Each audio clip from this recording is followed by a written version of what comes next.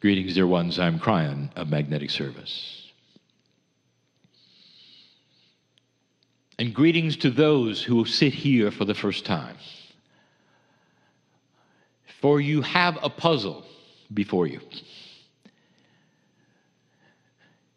The man in the chair has been talking to you for over an hour. He sits in the chair and it's his voice yet again. And all that you have learned through your entire life about the reality of what is what and how it works say that the same guy sat in the chair and is talking again. And as many times as we have talked about it, it is the same for all. There is a bridge of belief that you cross when you sit in a spiritual place and you decide to worship. We're in a spiritual center at the moment. I know where I am. I know who is here. I know who's listening. Because I am in a dimensional place that has a reality that promotes that. It is far, far different than yours at the moment. And so what we have done in the past is ask you to get out of this box, a box that you say you're in because you need to be there.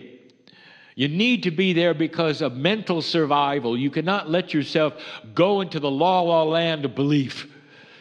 And some of you say that's because there's just too many things there. But let me ask you, does this stop you? Does this stop you from meditating or for speaking to God in any way? Whatever God is to you, when you speak to God, do you have to then draw the logical line, sit and pant for a while and change energies? And the answer is no. Because it is inside and it's intuitive, right there with his hand out, asking you to be part of it all. I want you to cross this barrier and get used to it. Because eventually, dear human being, eventually human nature will require it. You'll start living differently. What you will call in another dimension, which is incorrect, it is simply living in more dimensions than you have.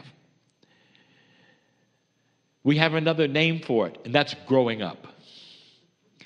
Human consciousness is exactly correlated with dimensional perception.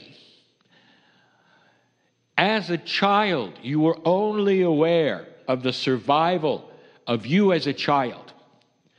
And when you met other children, whether it was on the playground or in school or on the street, you acted like a child and you protected yourself and you were self-centered. And you knew about the bullies, and you knew of all of these things. This was survival at the most basic level. And as you grew up, you grew out of it. And the other children did too. As young adults, and we've said it so many times before, you acted differently, even toward the same individuals. You're grown up now, you might say.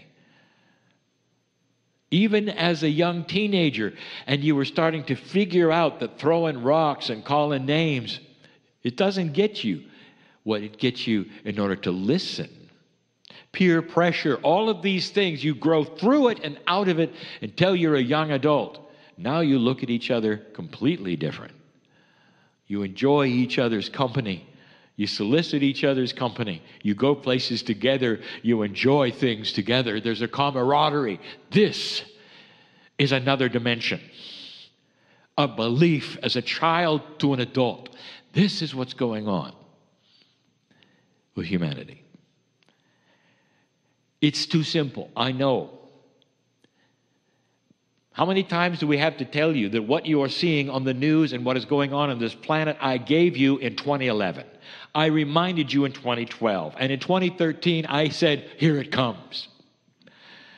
And what you have is there are some that are still on the playground, and they're never going to mature. And they're always going to call names and throw rocks because that got them what they wanted all of existence of history before 2012. And that's changing. It'll change slowly as civilization grows up, just like it did when you were a child. And you know what I'm saying? Every year you came back to school wondering if the bully was going to change. And pretty soon you realized, no. And you went your way and the bully went his. 25 years later, you find out what they're doing, he's still a bully. His choice to go a direction that got him what he needed, and he's still doing it. If you catch the metaphor, there's nothing wrong with what's going on this planet at the moment, because light is starting to bring out the darkness, if you understand what I mean. And all through this, the invitation for humanity is to grow up. Now, the ones to grow up first are old souls, because you have had the most experience on the planet. I ask you yet again, what are you doing here? It's a beautiful Sunday, an afternoon in a place where the weather is good.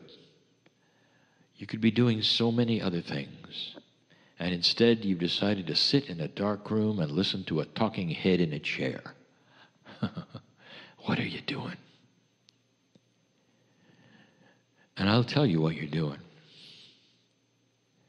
There is something inside you that is knocking at the door and is saying, this is why you're alive. The timing of your life, dear one, is not an accident, old soul. The gender that you are is not an accident. The changes that are happening in your life, even as I'm in this chair, are not an accident.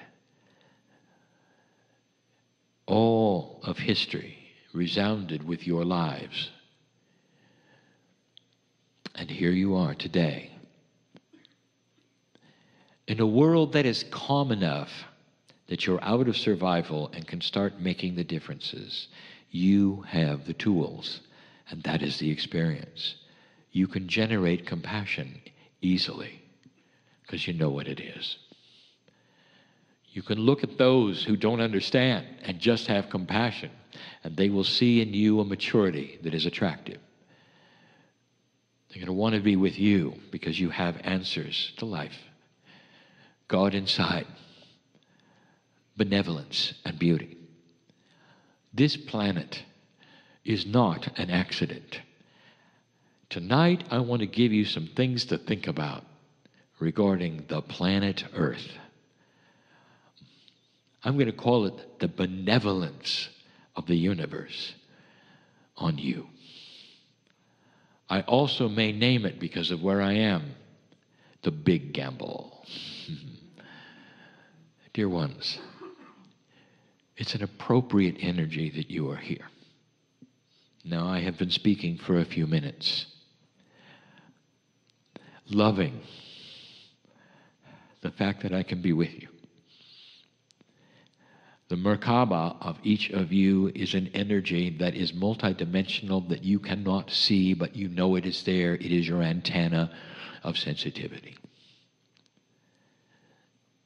It is the culmination of a multidimensional field around your DNA, which contains that which is your Akashic record and so much more, the very core of God within. I sense it and I feel it, and I see the love and the compassion, the dedication. I see the frustration. I see who you are. Listen, dear one, you want the healing you came for. It's why you're sitting in the chair. I know who you are. Do you think maybe if you came and sat here, you would have a better chance of being healed? Is that what you thought because you came in the door? Well, let me tell you something. You were right. You got it right. But by sitting here and listening to the energy, you're not going to change. You're going to have to go through this door of belief and know that all that you want is already there inside, waiting to be done. If you will affirm it and know it's you, you deserve it.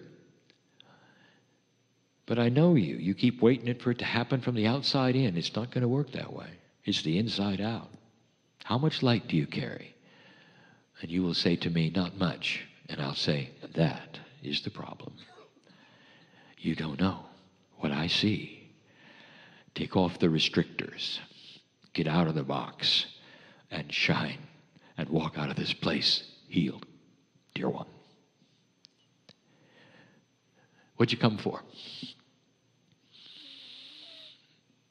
I want to give you information right now, and then we're going to close.